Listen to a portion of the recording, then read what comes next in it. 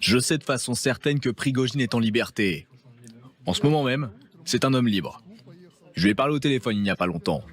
Je pense qu'on s'est parlé hier après le déjeuner et nous avons discuté des prochaines étapes concernant les activités de Wagner. Où se trouve-t-il maintenant? Il peut aller à Moscou ou ailleurs, mais il n'est pas sur le territoire de la Biélorussie. Je ne sais pas tout sur la relation entre Poutine et Prigojine, et je ne veux pas tout savoir. Poutine connaît Prigojine bien mieux que moi. La première fois que je l'ai rencontré, c'était il y a peut-être 20 ans, lors de la préparation de certains événements. Poutine le connaît depuis bien plus longtemps, probablement depuis 30 ans, depuis qu'il vivait et travaillait à Saint-Pétersbourg. Et ils entretiennent de très bonnes relations tous les deux.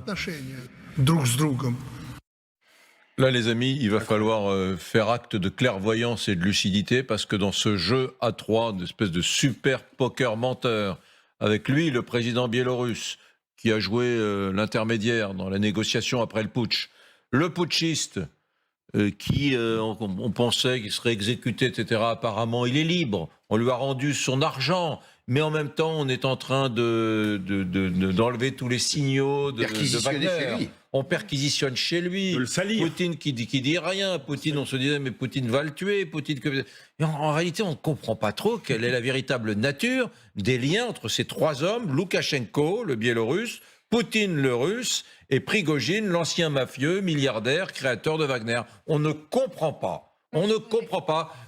Prigojine devait aller s'installer durablement à Minsk, enfin en Biélorussie. Là, il a l'air d'être libre à Moscou ou à Saint-Pétersbourg. On ne comprend pas. Ça s'appelle le business, Eric. Ça s'appelle quoi, le business? Le business, plutôt business mafieux.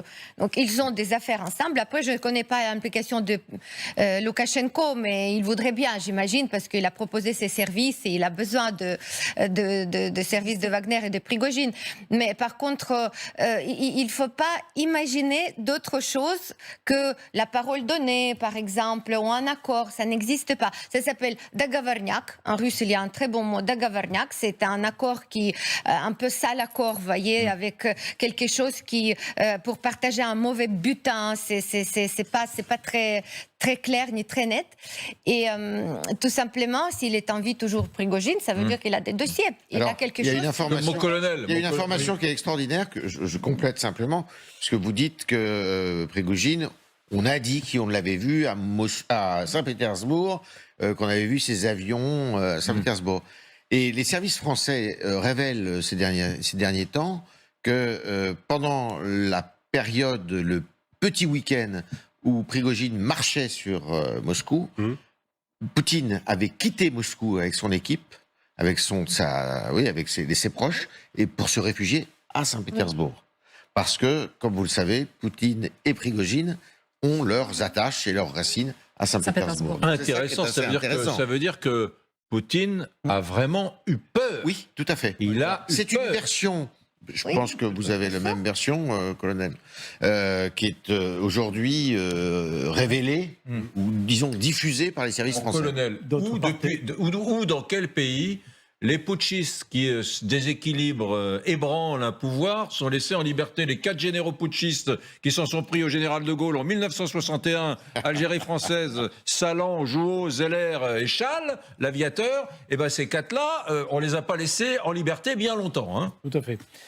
Oui, donc peut-être que Prigojine a peut-être d'autres cartes en main que nous ne connaissons pas. Mais c'est effectivement assez extraordinaire. C'est quand même quelqu'un, je pense que Poutine s'est senti quand même un roi un peu nu au moment de cette mutinerie. C'est-à-dire, en fait, il y a eu un peu un choc d'impuissance, d'une certaine façon.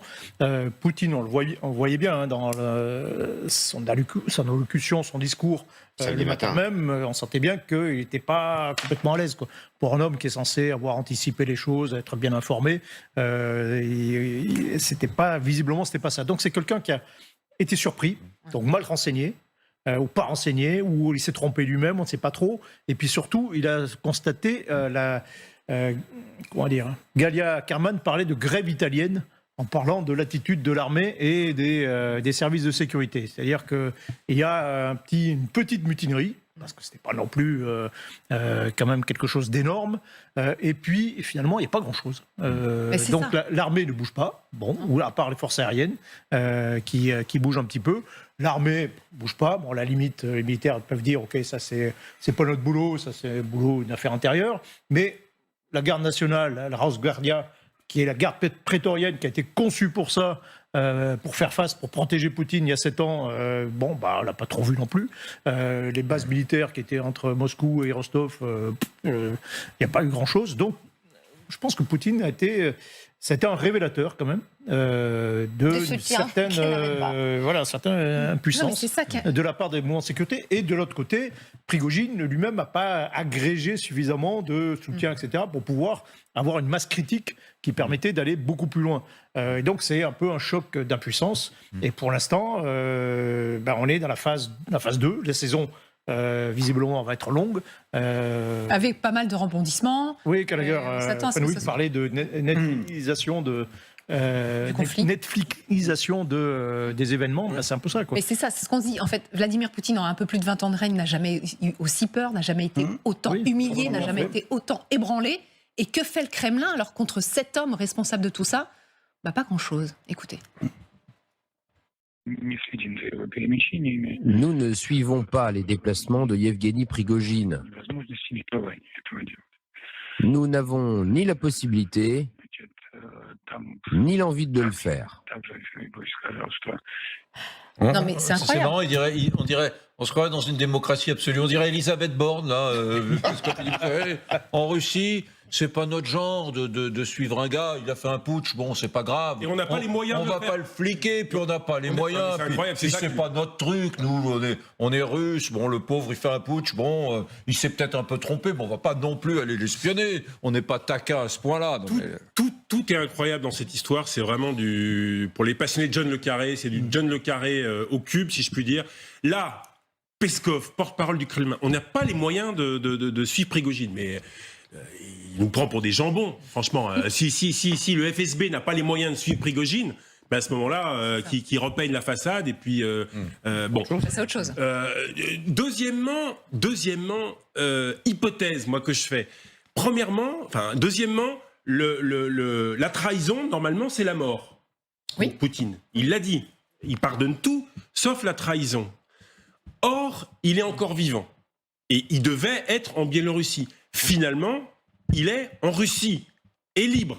Donc on pourrait se dire, le deal, les négociations ont eu lieu, continuent même peut-être, et dans les négociations, il y a « je rentre en Russie » ou « je suis en Russie », parce qu'apparemment il n'a jamais été en Biélorussie, dit-on. Il n'a jamais été en Biélorussie, il est toujours resté en Russie.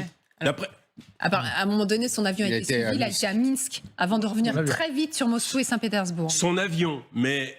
certaines sources disent qu'il n'a finalement jamais quitté la Russie. Donc, je peux rester en Russie. Je suis libre. Vous ne m'éliminez pas. Vous me rendez du cash, mon arme, et quelques lingots, je crois, ou 2 lingots. Quelques tonnes de lingots, que lui-même n'a pas été cherché parce qu'il avait peur. C'est son chauffeur qui a été cherché auprès de je ne sais qui, le FSB, la police, c'est quelques affaires. Donc là, on peut se dire, il s'en sort pas mal. Mais en même temps, et on va le voir, le régime le salit comme un narcotrafiquant bolivien. Oui. Parce que les méthodes qu'on va voir après, la perquisition, on a vu les images hier soir, la perquisition de sa villa, de sa demeure, où on montre les images, où on va montrer tout son intérieur, l'intimité. On va y revenir tout à l'heure. Oui. On va y revenir. Donc...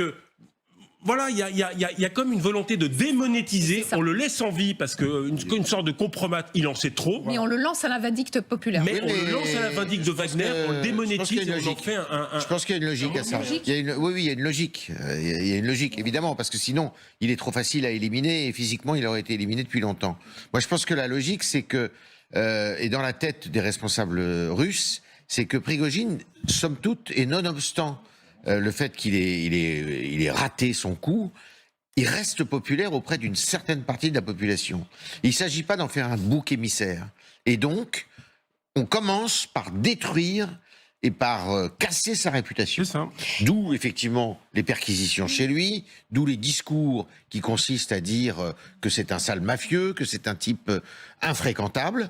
Et une fois qu'on aura fait ça, je pense qu'ils vont faire en sorte qu'il soit un peu oublié, que son souvenir se dissipe dans la population, et un jour on va le retrouver avec la gorge tranchée, ou une balle dans la tête, ou peut-être, je veux dire, empoisonné. Mais je pense qu'il y a une logique pour surtout pas en faire un bouc émissaire.